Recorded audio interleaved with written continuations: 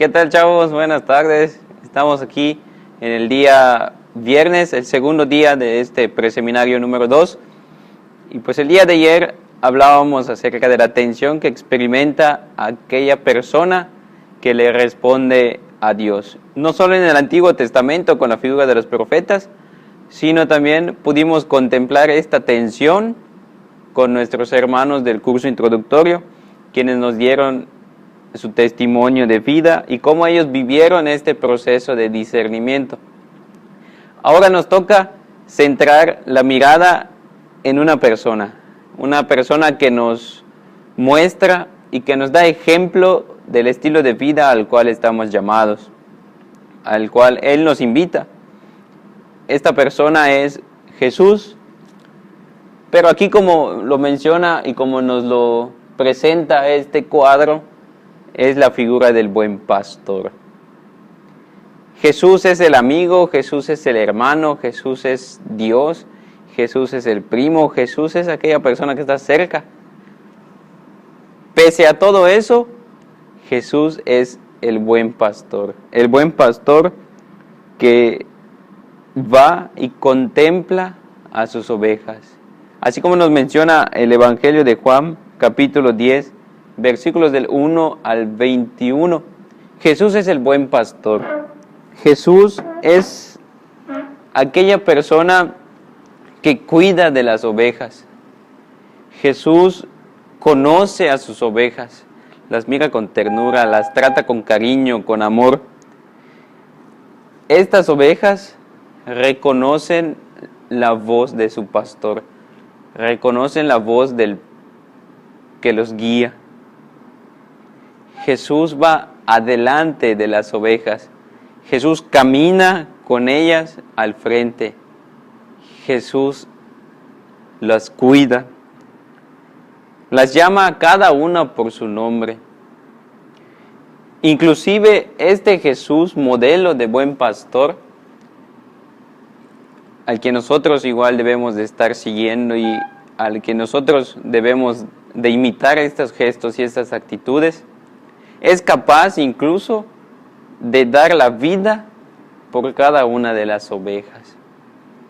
Fue capaz de hacerlo y el signo fueron los 3 clavos incrustados en sus brazos, en sus manos y en sus pies. Dio la vida por sus ovejas. Ahora nosotros somos capaces de dar la vida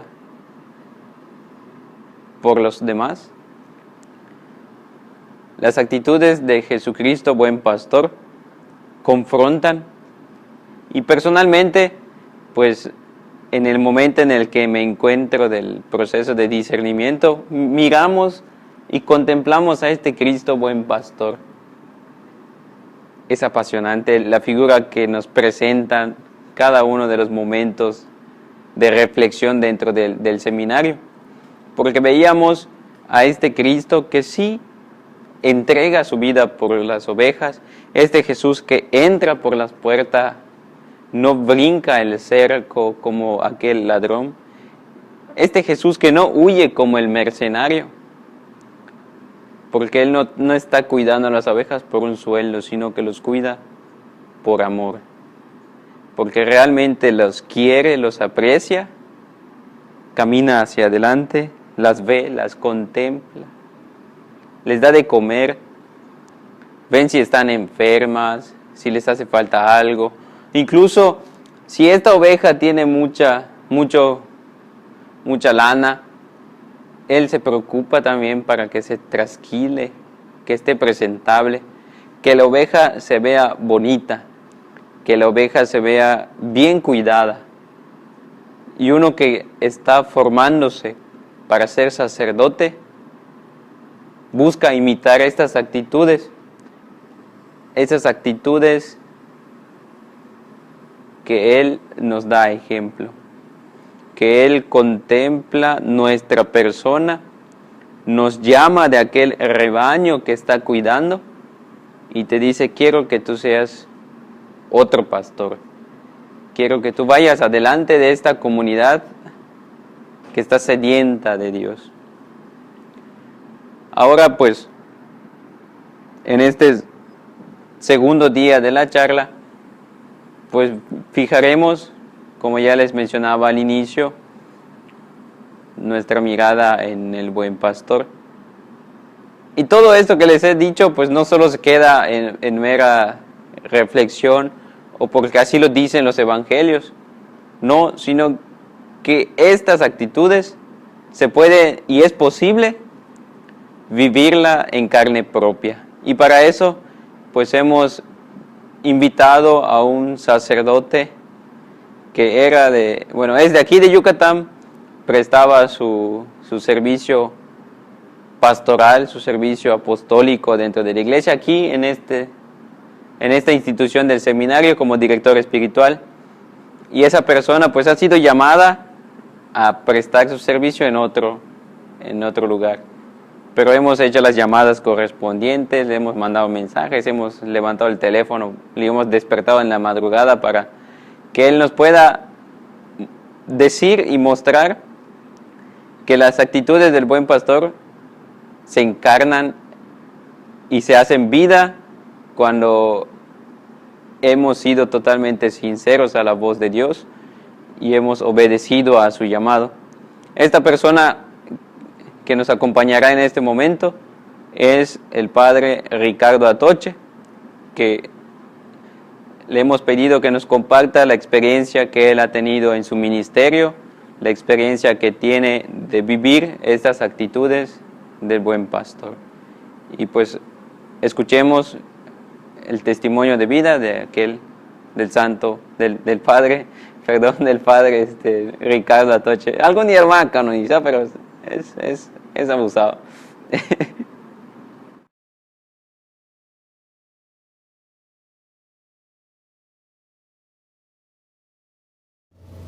Hola, les mando un saludo a todos los muchachos que están realizando su discernimiento. Espero que puedan abrazar al final la vocación que Dios les ofrece. Miren, quiero compartirles cómo Dios ha estado formando en mí las actitudes o el corazón del buen pastor. Algo que yo veo muy significativo en este proceso es que Dios como que se ha empeñado en romper mis esquemas. Y aunque lo digo ahorita tranquilo y relajado, la verdad es que no es nada fácil, para nada, que Dios venga y te cambie todo, ¿no? Quisiera hablarte de los 5 momentos muy importantes desde los cuales yo percibo que Dios me está educando. De lo que sí estoy seguro es que cuando Dios me quita un esquema es porque me está ayudando a remar mar adentro, es decir, a amar más allá de los límites que yo me había puesto con mi esquema. Bueno, la primera es que yo estaba estudiando la carrera de medicina, de hecho terminé la carrera, pero Dios durante la carrera también me mostró con mucha insistencia que había un sufrimiento, que había un dolor que era mucho más fuerte que el del cuerpo, el dolor del alma que experimentaban las personas. Y eso me inquietó a tal grado que terminando mi carrera yo busqué cómo aliviar ese otro sufrimiento. Y así es como llegué al seminario.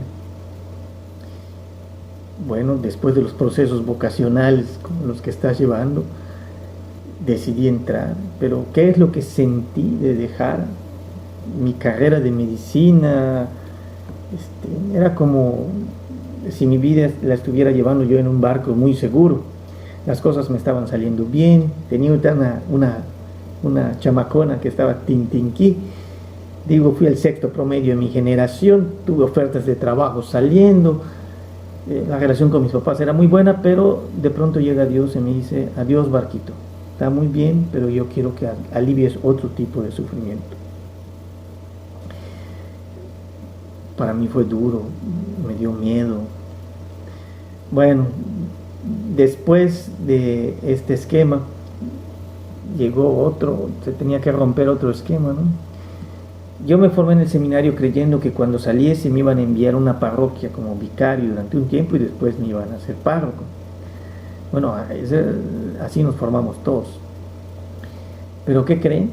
Que antes de terminar, el prefecto de teología, el padre Laviada, me habló y me pregunta: bueno, Ricardo, ¿cómo estás con tu obediencia para hacia la iglesia? Le dije, padre, pues yo no creo que tenga mucho problema. La verdad es que a pesar de que cuando me piden algo que no, pues que no me gusta, de todas formas yo veo la bondad de que me lo están pidiendo por mi bien. Y me confrontó directo y me dijo, bueno, ¿y si Dios te pide que seas formador? Y le dije, no, padre, no se preocupe, Dios no me va a pedir que yo sea formador. Y cuando vi que se empezó a alterar, le dije, lo que pasa es que yo no soy malicioso. Los seminaristas con mucha facilidad me verían la cara y me la verían a cada rato. No tengo el temperamento para esto. Y me contestó, mira, ¿y tú qué crees? ¿Que a mí no me ven la cara? Y yo le dije, pues padre, no se lo quería decir yo, pero qué bueno que ya lo está aceptando. Me sacó de su oficina. En fin, cuando terminé el seminario, después de 9 años de formación allá, ya había yo estudiado 7 años la carrera de medicina, llevaba 16 años estudiando. Ya no quería ver un bendito libro más, y de pronto Dios me dice, quiero que vayas a estudiar formación sacerdotal y una licencia a Roma durante 2 años. Bueno, para no hacerte largo el cuento, después de que regresé de estudiar, bajándome del avión, el obispo me pidió que vaya a Cacalchen, que era la parroquia de tu actual acompañante vocacional, del padre Jorge, ¿no? Porque creo que había salido de vacaciones y me quedé allá a servir, creo 3 o 4 semanas, ¿no? Y ya después el obispo me pidió que vaya al seminario a ayudar al equipo formador, y llevo ya más de 10 años en el ámbito de la formación. Así que cuando terminé, Dios me dijo, toma tu parroquia. Tienes que aprender a romper tu esquema y a ser un buen pastor, pero de otra manera. Y no fue fácil romper el esquema. En fin, el siguiente esquema que se rompió es que, miren, la verdad siempre fui un poco idealista, ¿no? Y un poco despistado con mi manera de ser. Cuando estuve en el seminario me gustaba mucho la vida, leer la vida de los santos, y me gustaba mucho la vida del cura de Ars, así que pues yo lo adopté como si fuese un compañero vocacional. Además, porque yo tenía la ilusión idealista de servir en algunas de las parroquias más pobres de Yucatán cuando me ordenaron sacerdote. Yo admiraba mucho la vida de Juan María Vianney, y pues como que habíamos hecho un acuerdo, ¿no? El acuerdo lo hice yo, y como el santo nunca dijo que no, pues yo supuse que había consentimiento de su parte. El acuerdo consistía en que si yo me encomendaba a su intercesión y me esforzaba por vivir sus virtudes evangélicas, que las vivió como un párroco, él me ayudaría a ser un buen sacerdote, que para mí ser buen sacerdote en ese entonces significaba ser un buen párroco. Había una cláusula en letras chiquitas, y era que pues yo confiaba en que de alguna manera me ayudaría también a vivir en una parroquia pobre y hacer la experiencia de Dios que él tuvo, ¿no? Ya se imaginarán mi desconcierto cuando me mandaban a Roma a estudiar. Estaba yo chiviado con el cura de Ars. No fue lo que yo ilusioné durante toda mi formación, pero fue muy grande mi sorpresa cuando al llegar a Roma se estaba celebrando el Año Santo Sacerdotal, y precisamente el cura de Ars era la figura que se estaba promoviendo como el patrono de todos los sacerdotes. Así que me volví a encontrar con mi compañero allá. Pero también ese año fue el año en el que explotaron con mucha fuerza los escándalos de pederastía entre el clero. De nuevo Dios me vuelve a romper mis esquemas. Es como si Dios me dijera, mira, la pobreza que yo quiero que tú atiendas no es esa que tú veías del pueblito del cura. Yo quiero que tú atiendas otra pobreza, la pobreza humana. Pero bueno, Dios me habría de romper otra vez mi esquema. Otra vez con estos estudios de espiritualidad que te digo que hacía y de formación sacerdotal, yo me fui dando cuenta de esta otra pobreza que todos tenemos. Me fui convenciendo que independientemente de la pobreza material, que solo estaba en un sector de la población, la otra pobreza la iba yo a encontrar, o la estaba yo encontrando en todas partes de la iglesia, aún entre las cumbres más altas de la sociedad cristiana, incluso entre nosotros los sacerdotes y los religiosos. Me daba cuenta que era yo el que tenía que cambiar mi manera de ver la realidad.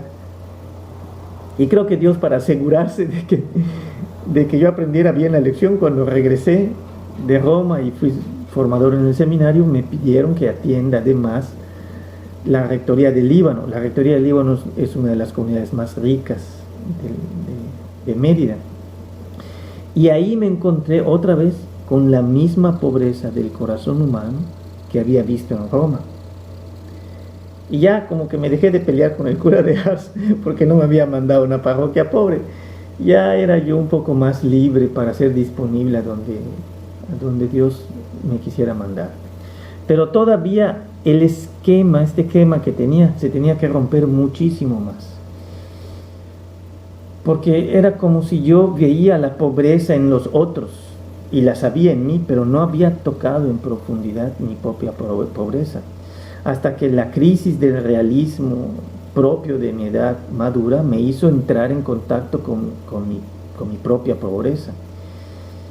Me hizo tocar mi impotencia ante mis fragilidades. Constaté mis incoherencias internas. Aquello que sufre San Pablo cuando dice: Señor, ¿cómo es posible que dejo de hacer el bien que quiero y hago el mal que no quiero? Se produjo un resquebrajamiento de mi amor propio. Fue como un sentirme que había perdido todo aquello que me daba una cierta imagen de seguridad frente a mí mismo, hasta poder palpar, percibir con mucho realismo que yo no tenía ningún mérito delante de Dios, que todo, absolutamente todo lo había recibido de Él, y que de lo único que yo podía jactarme, que era mío, era mi pecado. A este punto llegué después de muchas caídas y levantos, pero siempre providentemente ayudado por la mano de mis hermanos sacerdotes.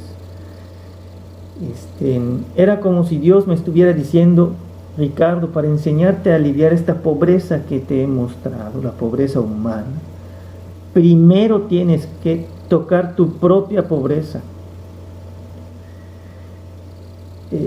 Te aclaro que en esta etapa de mi vida, esta pobreza interior, yo la percibía con tristeza. Era como si alguien me había quitado algo de lo que yo necesitaba. Era percibirme otra vez como si estuviese en medio del mar y alguien me quitaba el barco. Me hubieran vuelto a romper mi esquema. El pobre era yo, no los que veía afuera de mí. Y últimamente, el último esquema que se ha roto, digamos que, como te explicaba, la pobreza que yo veía con tristeza se fue transformando y me empecé a dar cuenta que era fuente de gracia y de paz interior. Con todo esto que me pasaba, mi oración comenzó a tener una transformación muy profunda. Hacía ya mucho tiempo que habían pasado esas consolaciones muy intensas o las emociones en mi oración. Ya no sentía nada, yo atravesaba por un periodo de silencio, de quietud en la oración. Yo ya no quería hablar mucho delante de Dios. Incluso la meditación me parecía, la lección divina me parecía cansado el tener que pensar en Dios. Sintiéndome pobre, solo quería estar a un lado de mi Salvador, sentirme seguro con Él. No era importante lo que yo quisiera decirle, que la verdad ya no quería decir nada, me bastaba con percibir su presencia en mi oración. Y así comenzó un cambio lentamente que aún continúa dándose dentro de mí. Aquello que al inicio era fuente de tristeza, la percepción de mi pobreza, se convirtió poco a poco en una percepción más frecuente de la presencia de Dios conmigo. Era un Dios que se me manifestaba abrazando mi miseria, acogiéndome como yo era. Así que comencé a percibir que el vacío de mi pobreza se llenaba de la presencia de Dios. Estas cosas al interno de mí de ninguna manera me han evitado las luchas contra mis fragilidades y yo continúo con dificultades. Mis caídas y mis levantos son de todos los días, pero las sutiles dinámicas que se van cambiando dentro de mí por la acción del Espíritu Santo, yo las experimento como si me liberaran, como si me permitieran amar más a los hermanos. Estoy aprendiendo ahora a amar a las personas como desde mi pobreza percibo que Dios me está amando. Por un lado, veo que Dios me ama en una perfecta gratuidad. Es decir, que Dios no me ama por algo bueno que yo haya hecho o que vaya a hacer. Y que Dios no me deja de amar por algo malo que yo haya hecho o que vaya a hacer. Dios me ama porque Él es bueno. Y por otro lado, yo percibo que Él me ama en plenitud. Es decir, no mide cuánto me está amando. Él solo se entrega, me entrega su ser, se comparte Él, todo Él. Yo no sé amar así, pero estoy aprendiendo. La manera de ser buen pastor es manteniéndome buena ovejita, tratando de escuchar al buen pastor, tratando de seguirlo. Te digo en síntesis, el corazón del buen pastor tiene una intención que para mí es muy clara: llevarnos a la experiencia del amor paterno, la experiencia de cómo Jesús, el buen pastor, se está experimentando amado por su Padre. Deseo que también ustedes hagan esa misma experiencia. Que Dios les bendiga y que encuentren su vocación y la amen. Que estén muy bien, hermanos.